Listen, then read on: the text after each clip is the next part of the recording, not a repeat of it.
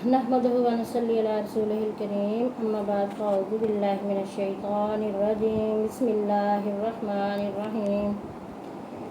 Rabbi ज़िदनी इल्मा rabbi इश्रह ली सदरी व यस्सिर ली अमरी वहलुल उक़दतम मिन लिसानी यफ़क़हू क़ौली अल्लाहुम्मा सल्लि अला मुहम्मदिन व अला आलि मुहम्मद। पीछे हम हज़रत आदम अलैहिस्सलाम का किस्सा पढ़ चुके हैं कि हज़रत आदम अलैहिस्सलाम को अल्लाह ताला ने कैसे पैदा किया, फिर फजीलत अता फरमाई और फरिश्तों से सजदा करवाया,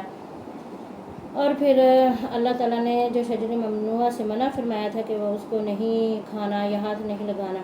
तो उसकी वजह से फिर हज़रत आदम अलैहिस्सलाम को जन्नत से निकाल दिया गया। और आज हम बनी इसराइल का जो किस्सा है वो शुरू करेंगे कि बनी इसराइल कौन हैं। चलें जी, तिलावत करें। अऊज़ु बिल्लाहि मिनश शैतानिर रजीम बिस्मिल्लाहिर रहमानिर रहीम या बनी इस्राईल अज़्कुरू निअमती अल्लती अनअमतु अलैकुम वअूफ़ू बिअहदी औफ़ी बिअहदिकुम व इय्याय फ़रहबून व आमिनू बिमा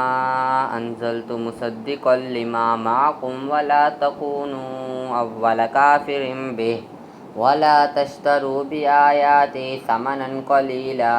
व इय्याय फ़त्तक़ून वला तल्बिसुल हक़्क़ बिलबातिल व तक्तुमूनल हक़्क़ व अंतुम तअलमून व अक़ीमुस्सलात व आतुज़्ज़कात वरकऊ मअर राकिईन अतअमुरूनन्नास बिलबिर्रि व तंसौना अनफुसकुम व अंतुम ततलूनल किताब अफला ताक़िलून वस्तईनू बिस्सब्रि वस्सलाह व इन्नहा लकबीरतुन इल्ला अलल ख़ाशिईन अल्लज़ीना यज़ुन्नूना अन्नहुम मुलाक़ू रब्बिहिम व अन्नहुम इलैहि राजिऊन। सदक़ल्लाहुल अज़ीम। माशाअल्लाह, जज़ाकल्लाह। हाँ जी। या बनी इसराइल, ए बनी इसराइल, अज़्कुरू याद करो, निअमती अल्लती मेरी नेमत वो जो अनअमतु मैंने इनाम की, अलैकुम तुम पर, व औफ़ू और पूरा करो, बिअहदी मेरा वादा, ऊफ़ी मैं पूरा करूँगा, बिअहदिकुम तुम्हारा वादा, व इय्या फ़रहबून और मुझसे ही डरो। यहाँ पे बनी इसराइल का ज़िक्र हो रहा है, और बनी इसराइल जो है ये यहूद को कहा जाता है। और बच्चों, आपको मालूम है कि बनी इसराइल जो है ये हज़रत याकूब अलैहिस्सलाम की औलाद है, और हज़रत याकूब अलैहिस्सलाम का लक़ब बनी इसराइल था, यानी इसराइल था, यानी अल्लाह का बंदा। तो इसी वजह से उनकी औलाद को बनी इसराइल या बनु इसराइल कहा जाता है। हज़रत याकूब अलैहिस्सलाम के 12 बेटे थे, और फिर 12 ही आगे कबीले शुरू हुए, और अल्लाह ताला ने इनसे इसलिए कहा है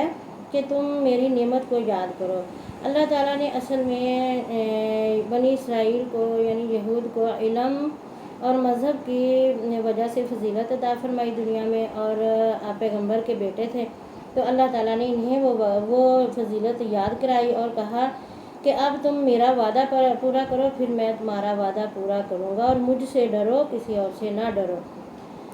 तो इसलिए अब क्योंकि वादा ये था कि हज़रत मोहम्मद सल्लल्लाहु अलैहि वसल्लम जब इस दुनिया में तशरीफ़ लाए, मेरे आखिरी नबी की नबूवत उन पे जब आए, और वो साहिब कुरान है, और जब मेरा नबी दुनिया में मबूस हो तो तुम आखिरी नबी की मदद करनी है, उससे उसका दीन कबूल करना है, उसकी शरीयत को कबूल करना है। तो ये वादा था हज़रत बनी याकूब अलैहिस्सलाम यानी बनु इसराइल से, याकूब अलैहिस्सलाम की औलाद से। तो यहूद ने ये वादा तोड़ा, और जब इस्लाम की दावत का काम शुरू हुआ तो मक्का में से बहुत से लोगों ने पहले ही इस्लाम कबूल कर लिया था, और हिजरत करके जब हमारे प्यारे रसूल पाक सल्लल्लाहु अलैहि वसल्लम मदीना तशरीफ़ ले गए तो वहाँ भी बहुत सारे लोगों ने इस्लाम कबूल कर लिया। लेकिन जो यहूद थे ना, ये अंदर से इतना कीना और बुग़्ज़ था इनके अंदर कि ये मुसलमानों को और प्यारे रसूल पाक सल्लल्लाहु और कुरान पाक को ना मान नहीं रहे थे, और इन्हें बहुत ज़्यादा हसद था कि पैगंबर तो हमें आना चाहिए था, और ये पैगंबर आखिर ज़मान तो مکہ والوں میں سے آ گئے ہیں اور یہ ہماری ذات برادری یا ہمارے دینی یعنی یہود کہہ رہے تھے کہ ہم میں سے کیوں نہیں ہیں۔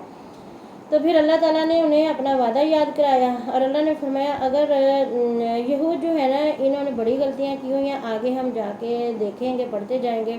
تو یہ بار بار وعدہ توڑتے تھے، وعدہ خلافیاں کرتے تھے، تو پھر یہ نا دنیا میں بڑے ذلیل و رسوا بھی ہوئے۔ اور ان کے آگے واقعہ بقرہ بھی آئے گا، پھر اسی طرح ان کو جو ہے ان کے آبائی شہر یا گاؤں سے بھی، سرزمین سے بھی نکال دیا گیا اور انہوں نے بچڑے کی پوجا کی۔ تو وہ اللہ تعالیٰ نے فرمایا کہ اگر تم میرے نبی پاک صلی اللہ علیہ وسلم آخر الزمان پہ ایمان لے آؤ گے تو میں تمہیں وہ معاف کر دوں گا اور اپنا وعدہ پورا کروں گا اور تم مجھ سے ڈرو۔ اور پھر آگے فرمایا وَآمِنُوا بِمَا أَنزَلْتُ مُصَدِّقًا لِمَا مَعَكُمْ، اور ایمان لاؤ تم اس پر جو نازل کیا میں نے، مصدقاً تصدیق کرنے والا ہے، لما اس کی جو معکم تمہارے پاس ہے، ولا تکونوا اور مت ہو جانا تم اولا پہل کافرن بھی کافر اس سے انکاری، ولا تشترو اور مت عوض لو بآیاتی میری آیات کا یا میری آیات کے بدلے میں ثمناً قیمت قلیلہ تھوڑی، وإیا اور مجھ سے ہی فاتقون تم ڈرتے رہو۔ اب یہاں اللہ تعالیٰ نے فرمایا کہ میں نے تمہیں کہا تھا کہ ایمان لے آنا، اب تم ایمان لاؤ، تم نے وعدہ کیا تھا اور اس وعدے کے مطابق اللہ تعالیٰ فرماتے ہیں کہ میں نے جو نازل کیا قرآن مجید ہمارے نبی پاک صلی اللہ علیہ وسلم کی بعثت یعنی نبوت، آپ صلی اللہ علیہ وسلم کو آخری نبی بنا کر بھیج دیا گیا، اور فرمایا کہ جو تمہارے پاس ہے مصدق علی تصدیق کرنے والا ہے جو تمہارے پاس ہے۔ یہود کے پاس کیا تھا؟ توریت، وہ توریت کو مانتے تھے اور ان کے پاس مذہبی جو تھی وہ ایک برتری بھی تھی۔ تو اللہ تعالیٰ نے فرمایا کہ اب جو تمہارے پاس عبادت مذہب کا جو طریقہ ہے جو توریت میں لکھا ہے یا توریت حضرت موسیٰ علیہ السلام پر نازل ہوئی تھی، تو اب تم جو ہو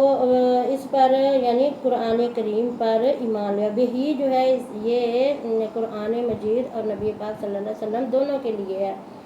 کہ آپ صلی اللہ علیہ وسلم اور قرآن مجید دونوں جو ہے لازم و ملزوم ہے۔ اگر قرآن کو چھوڑ دیں، نبی پاک صلی اللہ علیہ وسلم پر ایمان لائے تو ایمان نامکمل، اور اگر آپ صلی اللہ علیہ وسلم کو چھوڑ دیں، قرآن پر ایمان لائے تو پھر بھی ایمان نامکمل، مسلمان نہیں ہوں گے۔ لہٰذا ہم سب کو آج بھی ہم تمام مسلمان جو ہیں ہم سب کو دونوں ہی باتوں پہ عمل کرنا ہوگا کہ پیارے رسول پاک صلی اللہ علیہ وسلم کو نبی آخر الزمان ماننا ہے، اور پھر آپ صاحب قرآن ہے اور قرآن کو بھی ماننا ہے، اور بالکل آپ ایسے ہی لازم و ملزوم ہیں کہ جیسے زندگی کے ساتھ ہماری سانس چل رہی ہے، سانس کے ساتھ زندگی ہے، زندگی کے ساتھ سانس ہے، جیسے ہی سانس ختم ہوئی ایسے ہی زندگی ختم ہو گئی۔ تو ہمارا ایمان بھی اسی طرح ہے کہ ہم آپ صلی اللہ علیہ وسلم اور قرآن پاک دونوں کو مانیں گے تو ہم مسلمان ہیں، اور اسی طرح اللہ تعالیٰ نے یہود کو بھی فرمایا کہ تم نے پہلے درجے کے یعنی سب سے پہلے کافر جو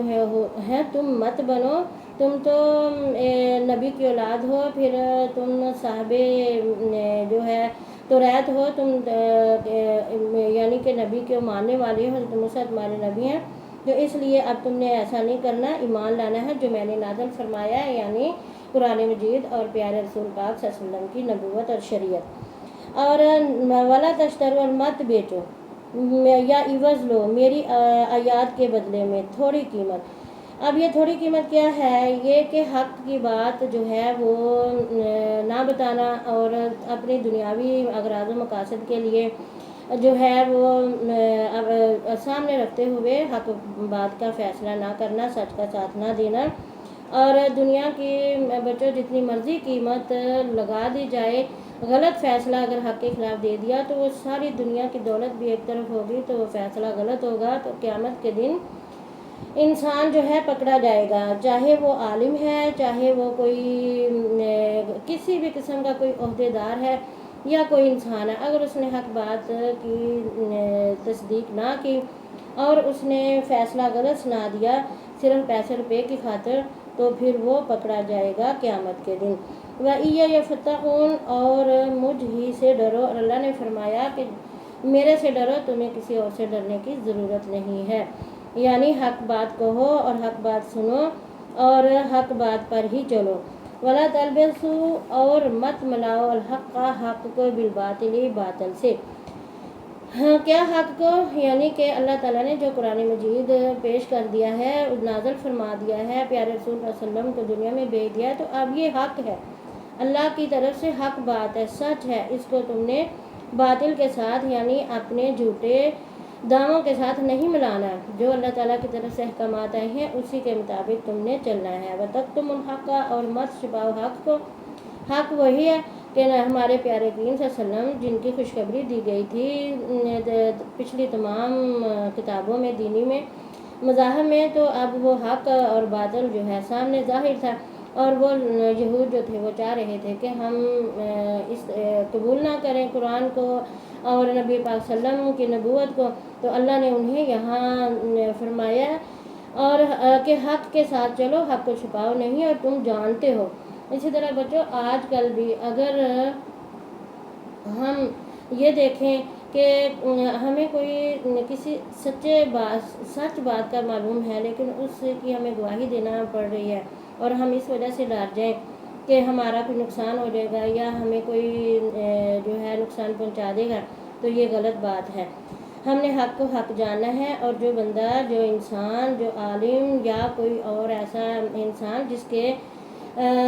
ہاتھ میں فیصلہ کرنے کی قوت اللہ نے دی ہے، اگر وہ حق کا ساتھ نہیں دیتا، باطل کا ساتھ دیتا ہے، تو پھر وہ خود اس آیت کے مطابق دیکھے کہ قیامت والے دن اس کا حشر کیا ہوگا۔ اور ہمیں قرآن پاک کو اسی لیے تو میں نے نام رکھا ہے میں اور قرآن، کہ ہم قرآن کو کتنا پڑھتے ہیں اور کتنا اس پہ عمل کرتے ہیں، اس کو سمجھتے ہیں۔ وَأَقِيمُوا الصَّلَاةَ، اور قائم کرو نماز، اور وَآتُوا الزَّكَاةَ، اور دو زکوٰۃ۔ اب مسلمان ہونے کے بعد پہلی شرط کہ کلمہ شہادت ادا کرو، پڑھو، پھر اس کے بعد مسلمان ہو جاؤ، اور مسلمان ہونے کے بعد سب سے پہلا حکم یہ ہے کہ اللہ کی بندگی کرنی ہے۔ اللہ تعالیٰ نے پیچھے بھی یہی فرمایا کہ نماز، اب یہاں واضح حکم آ گیا کہ نماز ادا کرو اور زکوٰۃ دو۔ بچوں، نماز دیکھو، یا ہم جب نماز ادا کرتے ہیں تو ہماری صرف جسمانی قوت خرچ ہوتی ہے، وضو کرنا ہے بڑے اچھے طریقے سے اور مصلی پہ کھڑے ہو جانا ہے، ہمیں کوئی بھی پیسہ، کوئی رقم خرچ کرنے کی ضرورت نہیں پیش آتی، اور یہ بدنی عبادت ہے۔ اور بچوں، ہمیں نماز جو ہے یہی ہمارے درمیان اور کافر کے درمیان فرق کرتی ہے۔ پیارے رسول پاک صلی اللہ علیہ وسلم کا فرمان ہے کہ مسلمان اور کافر کے درمیان نماز واضح فرق کرتی ہے۔ جس نے اسلام قبول کیا پھر وہ مسلمان ہوا، تو اب مسلمان پہ پہلا فرض کیا ہے کہ وہ اللہ تعالیٰ کی بندگی کرے، نماز ادا کرے۔ کافر جو ہے وہ تو نماز ادا کرتا ہی نہیں ہے، اسے کیا معلوم کہ اللہ کے سامنے بندگی کیسے کرنی ہے، سجدہ کیسے کرنا ہے۔ تو اللہ نے مسلمان ہونے کے بعد اپنا پہلا حق جو ہے وہ بتایا کہ نماز ادا کرو۔ اور دوسری بات یہ کہ زکوٰۃ دو۔ زکوٰۃ جو ہے، نماز بالکل فری میں ہے، اس میں کوئی پیسہ خرچ نہیں ہوتا، جہاں بھی نماز کا وقت ہو جاتا ہے تو آپ جہاں کہیں بھی ہیں وضو کریں اور نماز ادا کر لیں۔ بچوں، میں آپ سے اس لیے کہتی ہوں کہ آپ نے نماز نہیں چھوڑنی، چاہے فرض ادا کر لیا کرو، سنت پھر آہستہ آہستہ آپ کی جب روح نماز میں پکی ہو جائے گی تو آپ انشاءاللہ سنت اور نوافل بھی ادا کریں گے، اور ہمیں کرنے بھی چاہیے۔ اور پھر اللہ تعالیٰ نے فرمایا کہ زکوٰۃ، اب زکوٰۃ جو ہے یہ امراء پہ ہے، امیر لوگوں پہ، دولت مند لوگوں پہ ہے، غریبوں پہ اس کا کوئی نہیں حکم، کیونکہ غریب تو اپنی زندگی مشکل سے گزارتا ہے، اس لیے ان غریبوں کو اللہ تعالیٰ نے معاشرے میں اسٹیبلٹی پیدا کرنے کے لیے فرمایا کہ امیر جو ہیں وہ اپنی دولت سے زکوٰۃ ادا کریں۔ اور پیارے رسول اللہ صلی اللہ علیہ وسلم کا فرمان ہے کہ زکوٰۃ ادا کرنے سے مال پاک ہو جاتا ہے، یعنی اس میں برکت آ جاتی ہے اور اضافہ ہو جاتا ہے، اور شیطان لعین جو ہے نا، یہ زکوٰۃ دینے سے انسان کے دل میں بڑے بڑے خدشے ڈالتا ہے، کہتا ہے ہائے ایم ہی دے دیں، اتنی محنت کی اور دوسروں کو دے دیں، اور ایسا نہیں کرنا چاہیے۔ جو میرے سامعین مجھے سنتے ہیں، میری بہنیں بھائی، ان کو بھی یہ سمجھنا چاہیے کہ زکوٰۃ دینے میں ڈرنا نہیں چاہیے، کیونکہ زکوٰۃ جو ہے یہ ہمارے مال کا ایک قسم کا وہ حصہ ہے کہ جس میں اگر ہماری کوئی تھوڑی بہت کوتاہی ہو جاتی ہے نا تو اللہ تعالیٰ پاک کر دیتا ہے، معاف کر دیتا ہے، لیکن حرام کے مال سے زکوٰۃ نہیں دی جاتی۔ مثلا سود ہو گیا یا کسی کا مال غبن کر لیا اور پھر اسے اتنی بڑی بڑی زکوٰتیں دے کے اپنی دنیاوی نام ڈنکے بجوانے، زکوٰۃ یہ نہیں ہے۔ زکوٰۃ وہ ہے کہ حلال کا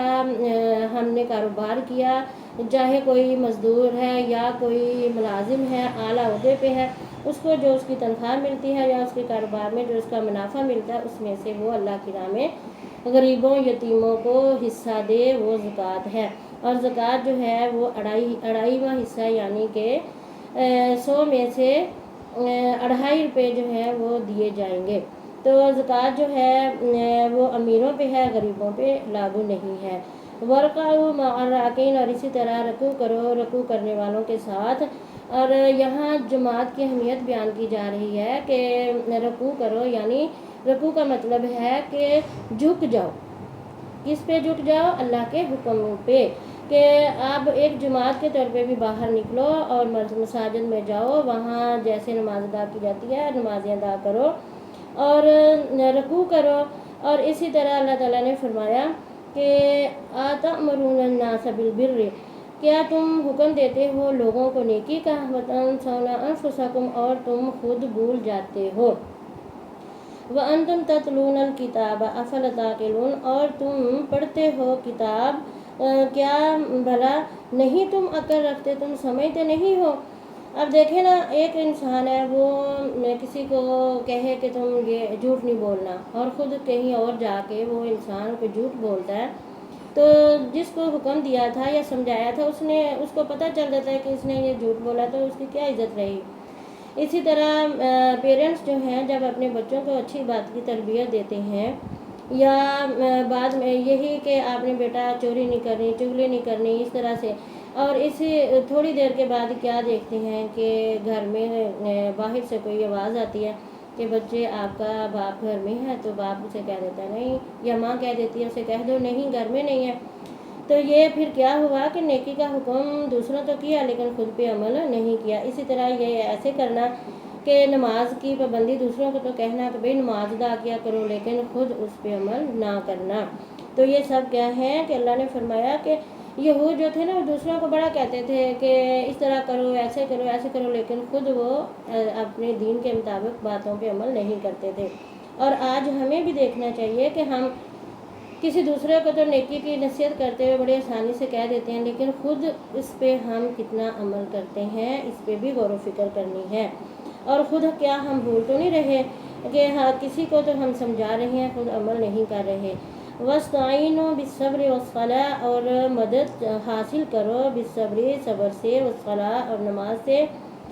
وَإِنَّهَا، اور بے شک وہ، لَكَبِیرَةٌ، بہت بڑی دشوار لگتی ہے، إِلَّا عَلَى الْخَاشِعِينَ، مگر ڈرنے والوں یا عاجزی کرنے والوں کو نہیں۔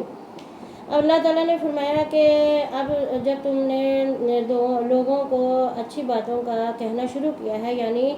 یہ آپ سمجھ لیں کہ ایک داعیہ تبلیغ یا داعیہ اسلام جو مبلغ ہے، جب وہ کسی کو تبلیغ کرتا ہے یا اچھی بات پہنچاتا ہے تو وہ خود پہ کتنا عمل کرتا ہے وہ بھی دیکھنا ہے۔ اور پھر جب ایک داعی کو یہ چاہیے، سب سے پہلے اس کا عمل یہ ہے کہ اللہ نے بھی فرمایا کہ جب تم اللہ کی راہ میں نکلے ہو تو اب صبر کرنا پڑے گا۔ اللہ تعالیٰ سے صبر مدد مانگنی ہے، کیسے؟ صبر کے ساتھ، کیونکہ جب اللہ کا دین پھیلانا ہے تو پھر لوگوں نے باتیں بھی سنانی ہیں، بعض تو بڑے رسوا کر دیتے ہیں۔ اور یہ میرے ساتھ بڑی دفعہ معاملہ ہوا ہے کہ جب میں کسی کو کہتی ہوں نا آؤ میرے گھر میں ہم قرآن پڑھیں گے، درس قرآن کریں گے، پیارے رسول اللہ صلی اللہ علیہ وسلم کی زندگی مبارک پہ جب میں لیکچر دیتی ہوں تو بعض عورتیں مجھے بہت زیادہ ہرٹ بھی کرتی ہیں، لیکن میں ہرٹ ہونے کے باوجود بھی میں لگی رہتی ہوں، دل ٹوٹ بھی جاتا ہے، بہت دفعہ دل ٹوٹتا ہے،